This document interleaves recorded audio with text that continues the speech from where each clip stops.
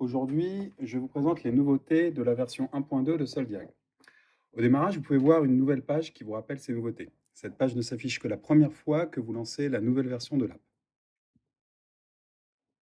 On se retrouve sur la page d'accueil et on peut déjà observer une première nouveauté. Pour chaque diagnostic, vous retrouverez en haut à droite le nombre de plantes bioindicatrices et le nombre de plantes totales.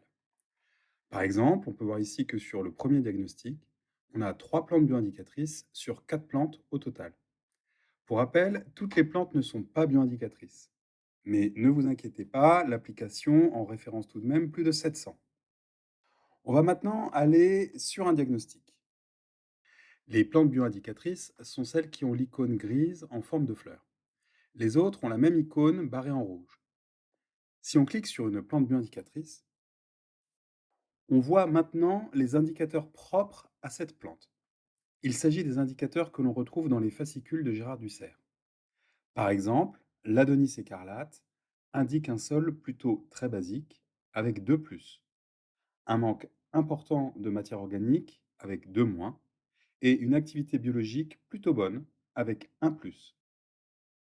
Si on va maintenant sur l'ail rose, on remarque un sol plutôt très basique avec 2+, un bon potentiel agronomique avec 1+, beaucoup de matière organique fossilisée avec 2+, et une bonne activité biologique avec 1+.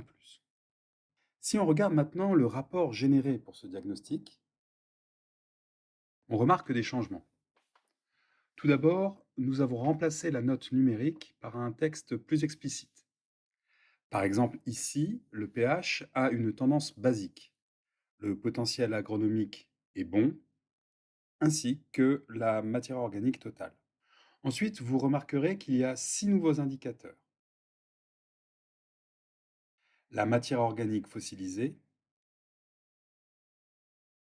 l'érosion physique, la pollution au nitrite, ici il n'y en a pas, la salinisation au sodium et au potassium, là non plus il n'y en a pas, donc nous ne les affichons pas, nous ne les affichons qu'en cas de seuil d'alerte, sans oublier le redox ou potentiel d'oxydoréduction dont on parle de plus en plus. Si on regarde certains indicateurs, on s'aperçoit qu'ils sont vides. Par exemple ici, la pollution au nitrite, la pollution à l'aluminium. Nous avons revu en profondeur la façon de calculer le rapport et vous devriez avoir des résultats plus clairs, avec moins de rapports où la plupart des valeurs étaient à zéro. Dans ce cas, par exemple pour pollution, on voit bien que le message nous indique aucune information donnée par les plantes bioindicatrices. Allons maintenant sur la page de détail d'un indicateur.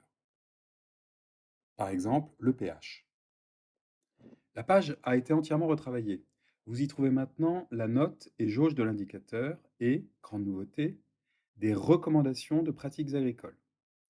Ces recommandations sont en fonction de la note obtenue. Ici, le pH a une tendance basique.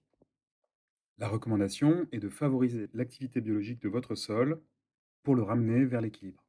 Dans les prochaines versions, nous étofferons encore plus cette partie, donc restez à jour. Nous avons aussi plein de petites améliorations ergonomiques. Par exemple, lorsque l'on scrolle sur la page diagnostic, le haut disparaît pour laisser plus de place aux indicateurs et aux plantes. On retrouvera la même amélioration au niveau des parcelles. Autre amélioration, lorsque l'on souhaite associer un diagnostic à une parcelle, en cliquant ici, on a désormais la possibilité de ne choisir aucune parcelle. Cela permet d'enlever un diagnostic d'une parcelle. Voilà, j'espère que cette nouvelle version va vous plaire et à la prochaine!